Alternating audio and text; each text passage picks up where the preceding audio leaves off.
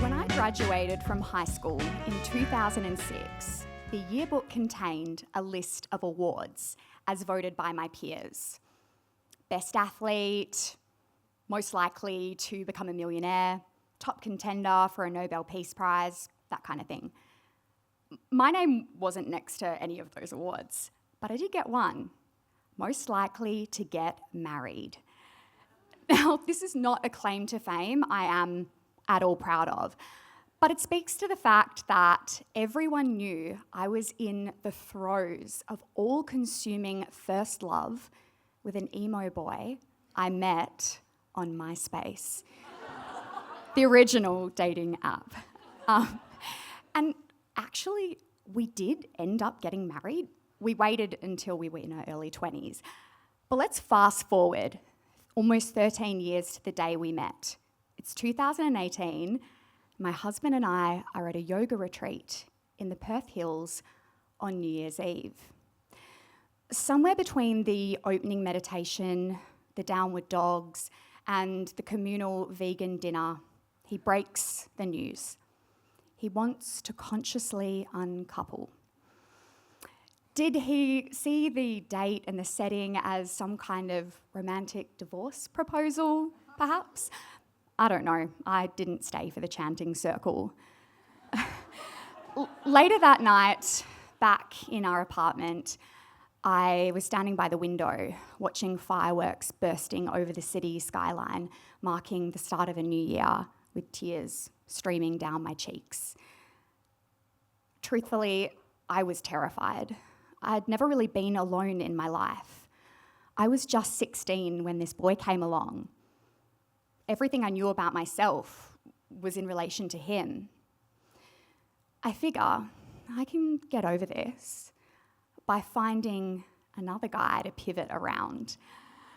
MySpace is long gone, but now there are modern dating apps, and I'm a kid in a candy store.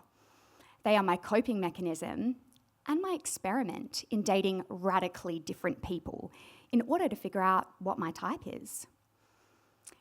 There was an acrobat. Actually, there were two acrobats, but not at the same time. There was the free-spirited dude. So free-spirited, turns out he was living in his car.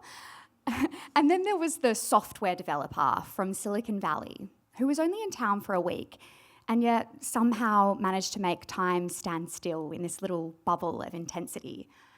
I really should have left that one there.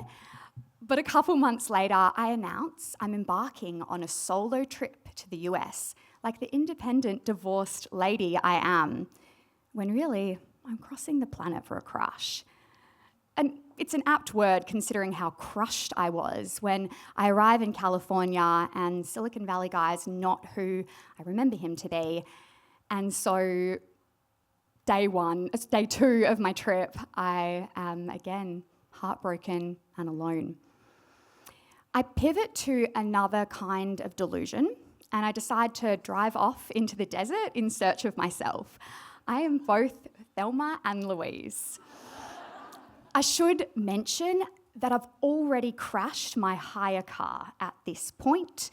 I'm not used to driving on the other side of the road, and so basically as soon as I picked it up, I had an altercation with a bunch of garbage bins. But it's fine, I've got insurance, car still drives, play on. I drive through Palm Springs, Arizona, into Nevada.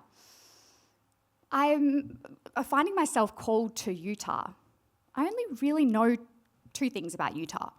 Number one, Book of Mormon the musical.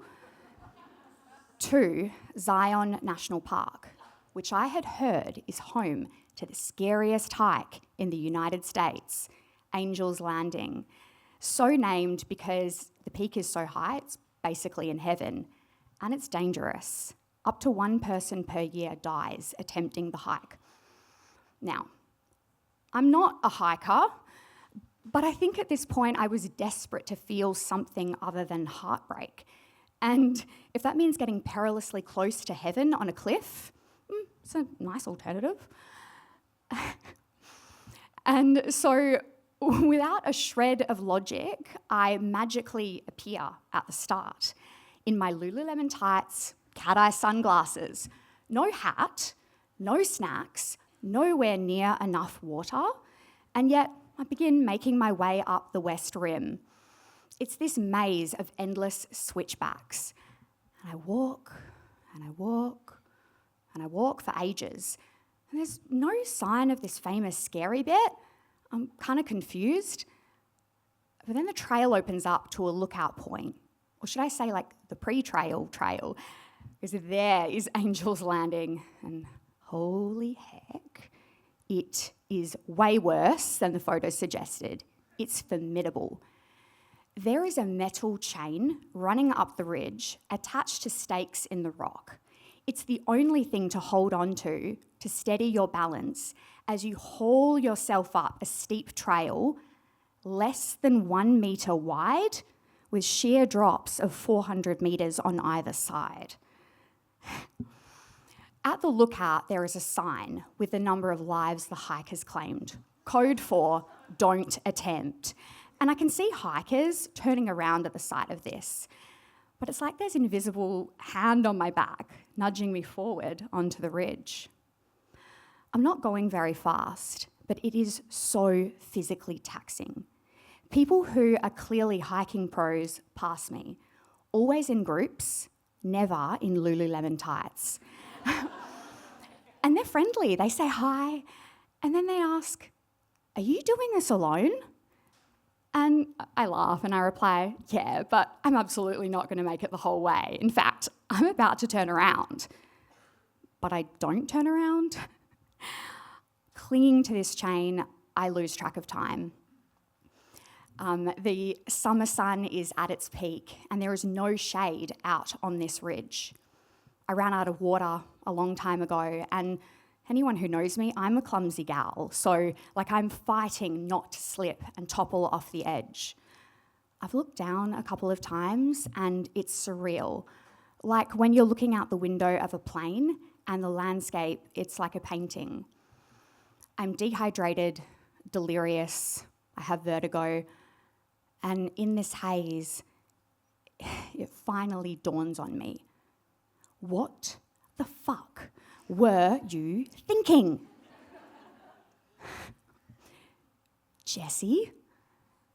Jessie, whose name is about to be on the Angel's Landing death toll. Jessie, just another dickhead hiker.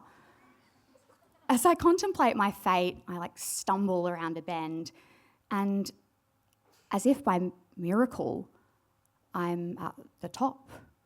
I'm where the angels come to land. And the view is like nothing I have seen before. I hear clapping. It's the hiking pros who passed me earlier. "You made it," one of them says. I made it. They give me water, they sit me down. There's this quiet sense of reverence for the place and this collective feeling that we've all just done something most people wouldn't dare to. I'm lying on the cool stone, looking up at the clouds, and I don't know if it's the angels or God or the vertigo, but something changes in me. I did this all on my own. I'm an idiot, but I'm okay. I'm going to be okay. It's a really cute moment, and then I realise what goes up must come down. And there's no elevator to take you to the bottom of the cliff. You have to go back the way you came. But this time, from this vantage point, you can see exactly how far you're going to fall to your death. But I've got a newfound sense of bravery, a bit of a spring in my step. And even though I'm kind of in a trance of exhaustion, eventually, hours later, I make it down in one piece. My car's waiting for me, dented and damaged, but still okay. I roll myself back in and I drive out of the desert with the broken side mirror like gracefully flapping in the breeze. Just like one more thing I want to add on here is that there's a dating app called Hinge. I can see a couple nods of recognition. But for the uninitiated, you have to fill out these series of question and answers to make up your bio, these prompts. I used the hike as one of my prompts. The question was probably like, what's the dumbest thing you've ever done? But the person who responded to that prompt, she is now my wife. So I guess my yearbook, it was right. I was most likely to get married twice. Thanks.